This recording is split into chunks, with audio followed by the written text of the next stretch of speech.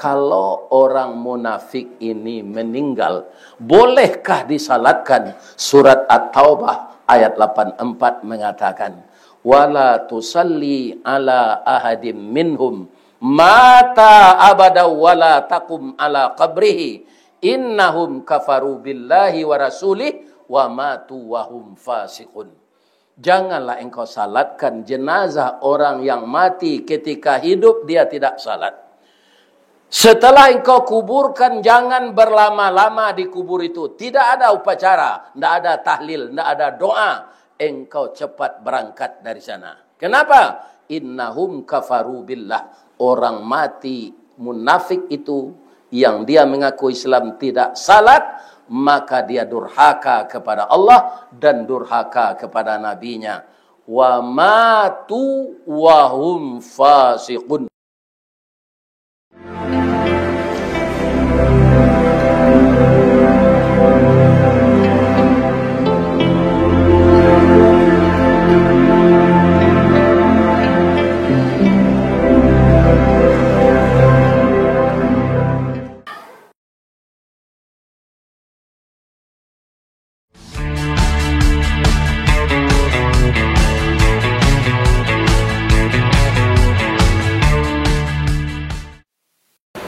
Alhamdulillah alladzi arsala rasulahu syahidan wa mubasysyiran wa nadhira wa da'iyan ila Allahi bi'idnihi wa sirajan munira wa basyiril mu'minina bi anna lahum minallahi fadlan kabira. Ashhadu an la ilaha illallah wahdahu la syarikalah wa ashhadu anna Muhammadan abduhu wa rasuluh sallallahu alaihi wasallam basyira wa nadhira. Ashhadu an la ilaha illallah wa ashhadu anna Muhammadar Rasulullah. Amma ba'du, faya ibadallah, inni usikum wan nafsi wa iyaya bitaqwallah wa ta'atihi fi kulli waqtin la'allakum turhamun. Faqad fadzal muttaqun. Ittaqullaha haqqa tuqatih wa la tamutunna illa wa antum muslimun. Qala Allahu subhanahu wa ta'ala fi kitabihil karim, a'udzu billahi minasy syaithanir rajim. Bismillahirrahmanirrahim. Wa awha rabbuka ilan nahli anittakhidhi minal jibali buyutan wa minasy syajari wa mimma ya'rishun. Thumma kuli min kulli thamarat fasluki subula rabbiki dhulula yakhruju min butuniha syarabun mukhtalif alwanuhu shifaa'un linnas inna fi dzalika laayatan liqaumin yatafakkarun. Sadaqallahul azim. Subhanaka Allahumma rabbana wa bihamdika Allahumma ighfir lana. Kaum muslimin, bapak-bapak, sahabat-sahabatku, anakku generasi muda Islam jamaah Jumat rahimakumullah. Kalau kita lihat keluar alam semesta yang luas ini,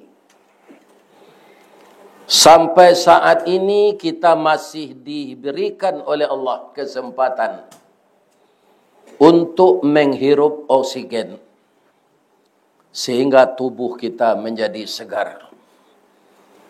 Seperti kita lihat bumi ini, ari paneh kilau memanca, bayang terserak di udara, jaleh sagalo puncak gunung, kanai cahayo matahari.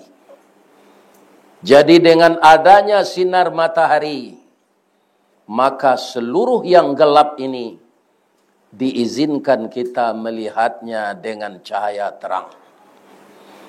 Begitu jugalah hati yang ada di dalam dada kita, satu jengkal di bawah susu kita, di sana itu juga disediakan oleh Allah nur untuk menerangi seluruh kalbu kita. Kalau kalbu kita itu terang, maka dunia ini dengan segala nikmat yang ada akan kita syukuri. Sebab semua gerak tubuh itu berhasil dengan baik. Kalau jantung yang di dalam itu baik, seperti matahari menyinari bumi. Nabi bersabda, "Inna fil jasadi mudghah." Di dalam tubuh itu ada darah beku. Iza salaha, salahal jasadu kulluhu. Kalau darah beku itu baik, maka baiklah seluruh kinerja tubuhmu. Wa idza fasada, apabila dia rusak, fasadal jasadu kulluhu, maka akan rusak seluruh tubuh. Jadi dunia rusak, peradaban rusak, adat istiadat rusak, kebudayaan rusak, bukan dimakan usia, tapi hati pelaksananya yang rusak. Apapun yang dikerjakan oleh orang yang hatinya telah rusak, itu tidak akan pernah baik. Maka untuk itu kita disuruh oleh Allah menata hati kita. Dengan apa? Dilembutkan dengan zikir, membaca Al-Quran. Bahwa zikir Al-Quran adalah obat penawar untuk menerangi kalbu kita. Dan kalau kalbu itu sehat, sampai suatu saat roh kita keluar dari badan, maka lidah kita akan membaca La ilaha illallah. Itulah harapan kita kepada Allah. Kenapa? Karena dunia bukanlah tempat tinggal, dunia tempat meninggal. Coba kita bayangkan, tidak usah Nabi Adam, Nabi Muhammad sallallahu alaihi wasallam, umur beliau hanya 63 tahun. Jaraknya dengan kita sekarang sudah 1500 tahun. Jadi beliau sudah berdiam di dalam kubur 1438 tahun. Kaum muslimin, jadi hidup di dunia itu dikatakan oleh Allah permainan karena sebentar. Kalau kita mati, jamaah Jumat ini mati, kita akan lama dikubur menunggu hari kiamat daripada kita hidup di desa Kumanis ini. Untuk itu, karena hidup yang kedua adalah di akhirat, banyaklah kita bersiap-siap untuk membawa modal yang akan menyelamatkan kita hidup di akhirat. Pertama apa? Hari ini, begitu azan berkumandang, maka sehendaknya kita sudah duduk di dalam masjid. Kenapa? Khutbah Jumat itu kaum muslimin untuk apa? Karena salat zuhur di hari Jumat itu hanya 2 rakaat. Untuk menjadikan 4 dilengkapi dengan 2 khutbah. Artinya tidak ada kita yang tidak tahu lagi siapa yang tidak mendengar khutbah. Saya tidak mengatakan salatnya batal, tapi tidak sempurna. Karena 2 khutbah untuk pengganti yang 2 rakaat.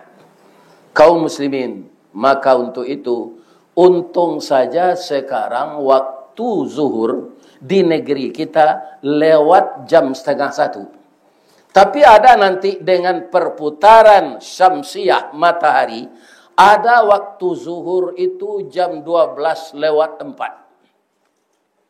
Kaum muslimin, di sini banyak saya lihat, karena saya setiap Jumat jadi khatib, banyak orang yang telat. Dia datang ketika orang sudah qamat, maka dia tidak mendengarkan khutbah. Ini namanya sama dengan orang memasak nasi. Kalau pandai kita memasak, tak jarang tungku batu tigo, basilang kayu di bawahnya.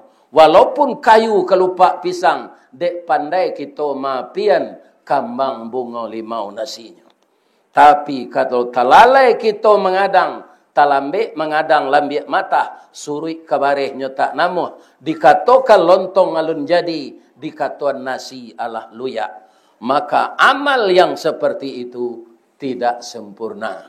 Untuk itu, kepada bapak-bapak yang telah wajib Jumat, kepada anak-anakku yang telah wajib Jumat, kalau datang nanti waktu cepat itu, bersegeralah datang ke masjid ini agar salat kita sempurna diterima oleh Allah Subhanahu wa taala. Kaum muslimin, kenapa penting sekali amalan salat ini? Beberapa hari yang lalu di bulan Rajab, setiap umat Islam sudah terjadi kebiasaan membaca sejarah Nabi tentang Asra wal Mi'raj. Apa inti dari Asra wal Mi'raj itu? Khusus amalan salat. Semenjak kita belajar rukun Islam itu 5. Syahadat, kemudian salat, kemudian puasa, kemudian zakat, kemudian haji. Yang 4 dibawa oleh malaikat Jibril ke bawah. Tidak dijemput oleh Nabi. Syahadat diajarkan di Gua Hira. Zakat, kaum muslimin, kalau kita tidak sempat membayarkan kepada orang yang berhak menerima, ada pekerjaan kita yang lain, boleh kita kirimkan kepada teman kita. Kalau orang tua bapak sudah terlalu tua, besok Ramadan, beliau tidak mampu lagi berpuasa karena sudah lemah, bapak boleh membayarkan fidyahnya atau mengganti puasanya. Kemudian bapak yang telah haji, ada lagi biaya dan kuota kita dapatkan kali yang kedua, maka kita boleh membadalkan orang tua kita yang telah meninggal tapi belum haji. Syaratnya anak tadi sudah naik haji pertama, maka dia pergi yang kedua boleh membadalkan orang tuanya. 4 rukun Islam itu dibawa oleh Nabi dan bisa sebahagian diwakilkan kepada orang lain kalau kita tidak sempat. Para jamaah, tetapi salat itu dijemput oleh Rasulullah sallallahu alaihi wasallam ke langit yang ke-7 dalam perjalanan yang disebut fenomenal dan kontroversial. Apa yang dikatakan fenomenal? Isra Mi'raj itu belum pernah terjadi sebelumnya, bakal tidak akan terjadi sesudahnya. Tapi khusus bagi kita umat Nabi Muhammad sallallahu alaihi wasallam, kalau kita khusyuk salat, kalau kita fokus salat, kalau kita jaga waktu salat, dimulai dari menjaga taharah, dimulai dengan menjaga wudu, kita salat benar-benar berserah diri kepada Allah, maka salat itu disebut mi'raj.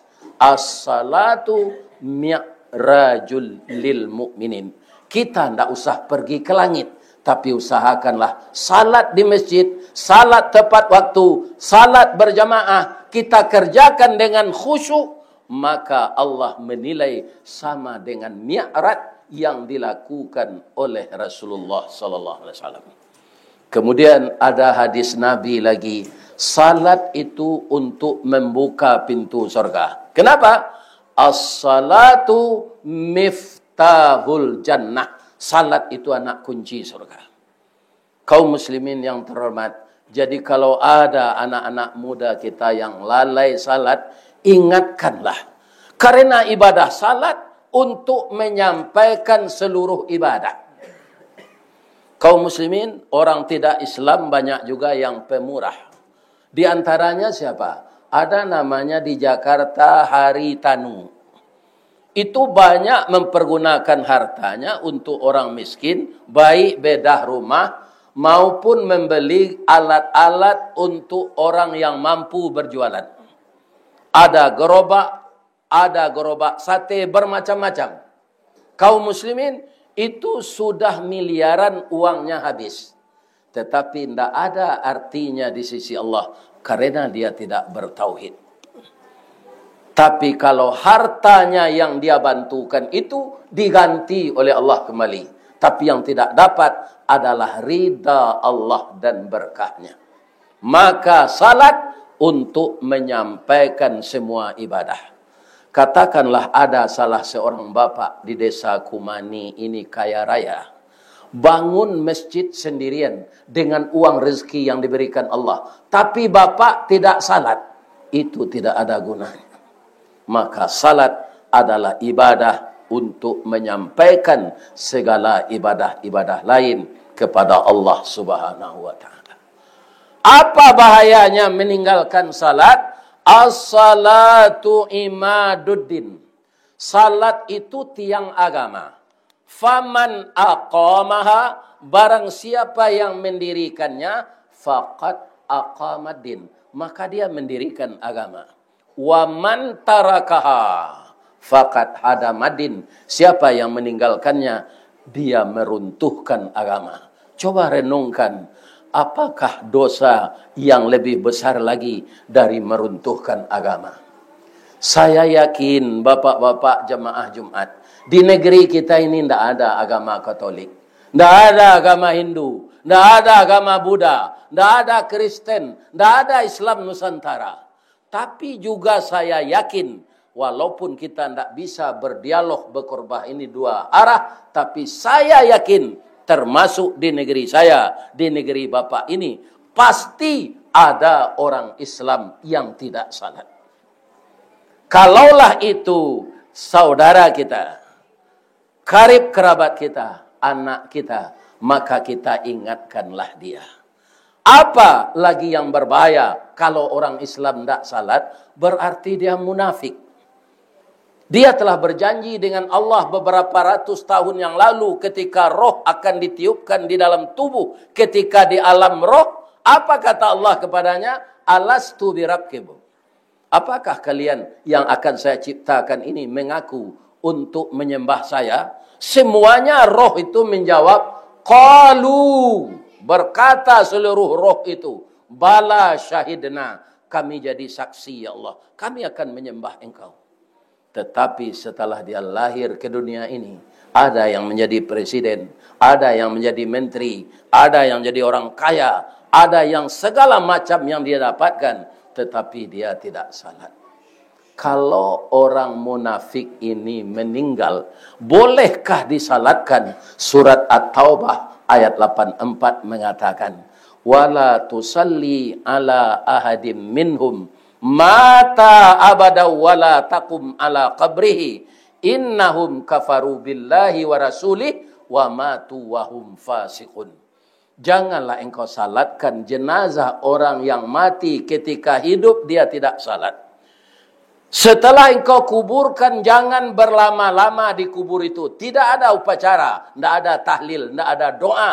Engkau cepat berangkat dari sana. Kenapa? Innahum kafaru billah. Orang mati munafik itu yang dia mengaku Islam tidak salat, maka dia durhaka kepada Allah dan durhaka kepada nabinya. Wa matu wa hum fasiqun. Matinya dalam keadaan fasik. Kaum muslimin, maka sampai menyampaikanlah kita kepada anak remaja kita yang lalai mendirikan salat ini. Sebagai hadis penutup, saya bacakan hadisnya. Orang yang tidak salat kata Nabi, hidupnya itu penuh kekafiran. Man tarakas salah muta'ammidan faqad kafara. Siapa yang sengaja meninggalkan salat, maka kafirlah dia. Untuk itu, bapak yang di kebun, bapak yang di kantor, bapak yang di pasar sebagai saudagar, ingat bahwa hari ini hari Jumat, maka segeralah mandi. Dan sunnah mandi itu potong kuku, potong semua yang ditumbuhkan oleh Allah, dihias sebaik-baiknya, kita dapat sunnah Jumat. Kemudian, jangan setiap Jumat juga pengurus menyuruh memenuhkan saf yang di depan. Ini problem ini. Kenapa problem? Kalau saf di depan ini tidak penuh, sedangkan khutbah itu untuk pengganti yang 2 rakaat, maka duduk kita mendengar khutbah sudah tertib seperti berdirinya salat. Jadi jangan lagi pengurus setiap hari Jumat menyuruh kita untuk memenuhkan saf yang di depan. Apa bahayanya kalau di belakang? Para jemaah, kalau kita datang duluan, ya saf pertama, penuh, saf kedua, baru saf ketiga. Ada orang datangnya cepat, dia di belakang. Karena tidak ada jalan yang lain, terpaksa dia sedang salat, dilintasi oleh orang yang datang kemudian. Orang ini berdosa disebabkan dia. Orang yang sedang salat tanpa ada pembatas, tidak boleh kita melintas di depannya. Tapi orang terpaksa melintas karena orang ini tidak mau memenuhkan saf yang di depan. Saf yang di depan lebih besar pahalanya dari saf yang di belakang. Jangan ada lagi pengurus yang mengulang ini. Cukuplah penyampaian saya dalam khutbah ini. Setiap kita sudah mengerti, kalau datang duluan, penuhkanlah saf yang di depan. Untuk apa? Untuk kesempurnaan kita salat berjamaah. Semoga khutbah yang pendek ini dapat kita resapi untuk memperbaiki amal salat di masa datang, menjaga waktu salat di masa datang, dan bagaimana seharusnya hati kita dalam berhadapan dengan Allah Subhanahu wa taala. Fa'tabiru ya ulil absar la'allakum tuflihun.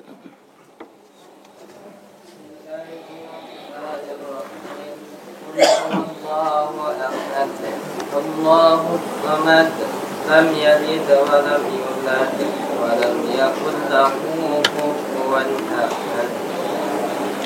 Alhamdulillah alladzi khalaqal insana fi ahsani taqwim wa hadana ila siratim mustaqim. Asyhadu an la ilaha illallah wa asyhadu anna Muhammadar Rasulullah. Allahumma fassalli wa sallim wa barik ala Muhammad wa ala alihi wa sahbihi ajmain wa man tabi'ahu bi ihsani ila yaumiddin. Qala Allah subhanahu wa ta'ala fi kitabihil karim. A'udzu billahi minasy syaithanir rajim. Bismillahirrahmanirrahim. Wa mal hayatud dunya illa la'ibun wa lahwun walad darul akhirah khairul lil ladzina yattaqun. Tiadalah kehidupan dunia ini, kata Allah, hanya permainan dan senda gurau. Kampung akhirat adalah lebih baik bagimu jika kamu memikirkan dan memahaminya. Karena dunia ini permainan, jadilah kita pemain yang baik. Dalam permainan ada yang kalah dan ada yang menang. Jangan sampai kita kalah bermain di dunia ini. Raihlah kemenangan dengan taat kepada Allah. Semoga selamat hidup dan selamat kita meninggal dunia. Innallaha wa malaikatahu yusalluna 'alan nabi. Ya ayyuhalladzina amanu sallu alaihi wa sallimu taslima. Allahumma salli ala Muhammad wa ala ali Muhammad kama sallaita ala Ibrahim wa ali Ibrahim wa barik ala Muhammad wa ali Muhammad kama barakta ala Ibrahim wa ali Ibrahim fil alamina innaka Hamidum Majid. Allahumma ighfir lil mu'minina wal mu'minat wal muslimina wal muslimat al ahya' minhum wal amwat innahu qaribun mujibud da'wat ya qadil hajat ya rabbal alamin. Rabbana waghfir lana dhunubana waliwalidina warhamhum kama rabbawna shighara. Rabbana atina fid dunya hasanah wa fil akhirati hasanah wa qina adzabannar. Walhamdulillahi rabbil alamin. Aqimussalah. Ini Ristawardi melaporkan.